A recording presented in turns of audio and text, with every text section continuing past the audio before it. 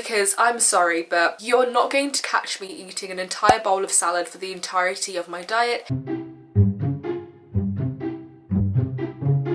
Hi guys, welcome back to another video. This is the Daily Student YouTube channel, and if you haven't subscribed already, do subscribe now.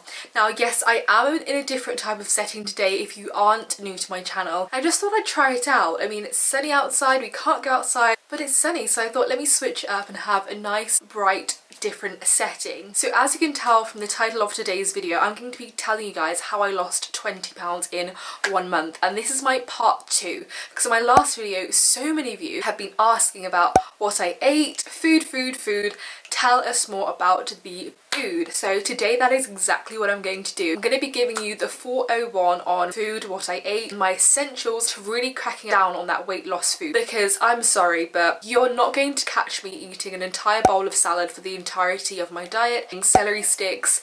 That is not me. I normally be flexible with my eating, so I'm going to give you a few tips that you can avoid the salad bowls if you really don't like them, and you can avoid the celery sticks, because that is just not me. So before we go into the video, I kind of just want to give you a breakdown on why I decided to go on this weight loss journey. And as a disclaimer, guys, it's not like I was hugely unhappy with my body. I was just really unhappy with how much food I was consuming. Just like eating too little food, eating too much food can be very unhealthy, not only on your mental state, but also on your body. It can cause a lot of health problems. And I had this event that was coming up where I was due to see friends that I hadn't seen in a long time, and it was 3 months away. And I was like, I have gained so much weight. I just wanted to work towards something before seeing everyone again, where I can feel good and enter the event feeling my most confident, feeling my proudest to how hard I'd worked. I'm going to give you the 3 main fundamental tips on how you're really going to drive the success for this. This is going to be a make or break situation. Number 1 is water. This is one of my favourite things to really emphasise to you guys, but your stomach is your fist size. If you've ever seen those videos on eating serving size portions, you think they're so small, but actually because your stomach is this size. So one of the main tips to really deal with that is drinking loads of water throughout the day. If your stomach is filling up to at least 50% of water, it's not going to feel like it needs as much food to feel full, because what happens is if you keep on piling the food in order to feel full, then your stomach will continue to stretch and stretch and stretch. For example, have you ever been on holiday where you're constantly eating loads and loads of food, more food than you normally eat at home? What happens is that each day your stomach is stretching and stretching and stretching and gets used to the food that you're eating on holiday. And some people bounce back right after holiday, some people retain the weight for a long time because your stomach has now stretched. So what you want to do is maintain your stomach size and maintain that size that it has. Next, we want to eliminate these treats. I'm sorry, but if you're on your second day of your diet, don't stop now and say, right, I deserve a bit of a treat, because food can be that petty. The minute you have that treat or the minute you have that snack, you're spiking your blood sugar, and that's going to make you want more again in 3 days time. And I've been there.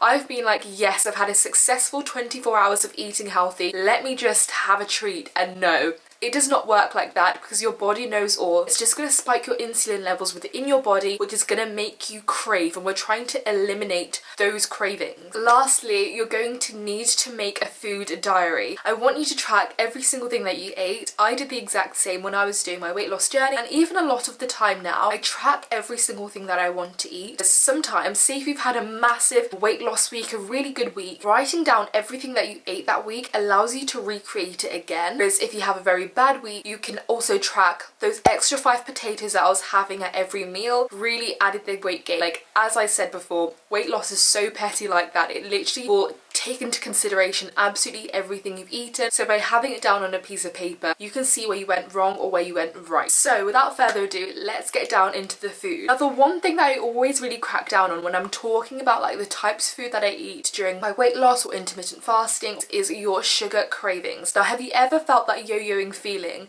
Like, that is one of the main battles that I had, of this yo-yoing feeling. Like, I'd lose 10 pounds, gain 10 pounds, lose 20, gain 20, yo-yoing for years and years and years. Actually, there's over 40% of women yo-yo throughout their entire lives, and I don't know about you, but I'd like to at least minimize that. So I like to maintain a good weight, because normally when you drop down in weight loss, you'll go to a really small weight, but then you kind of go back up a bit to a maintainable weight, and at least if we can stay at that maintainable weight. So sugar, Cutting out high sugar foods is going to be your essential. What I like to stick with when I'm doing my weight loss journey are natural sugars. And what this will mean is not having chocolates, not having sweets is obvious. What a lot of exercise people will tell you, or a lot of dietitians will tell you, is that actually you should be eating fruit, vegetables. But also, those sugars that are in the fruits and vegetables are a huge catalyst for spiking your insulin as well. This will work the exact same way as it works with a chocolate bar. A lot of people will think, oh, let me sit down and have this massive fruit salad with grapes and strawberries filled to the brim, but the amount of sugar in that is going to be the equivalent of a chocolate bar in the end. The sugar is still sugar and it's still there, there's no difference, and it will work within your body in the same